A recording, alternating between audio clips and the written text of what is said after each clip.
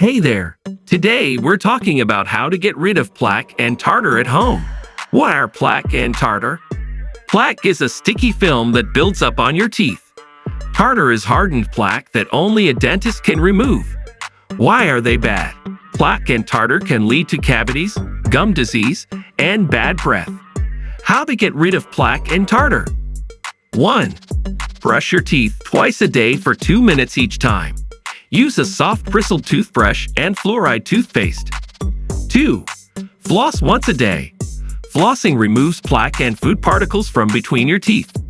3. Use mouthwash. Mouthwash can help kill bacteria in your mouth. DIY plaque removal techniques. Baking soda. Mix baking soda with water to form a paste and brush your teeth with it. Apple cider vinegar. Dilute apple cider vinegar with water and rinse your mouth with it. Remember, these DIY methods are not a substitute for brushing, flossing, and seeing your dentist. A healthy diet and avoiding smoking can also help prevent plaque and tartar buildup.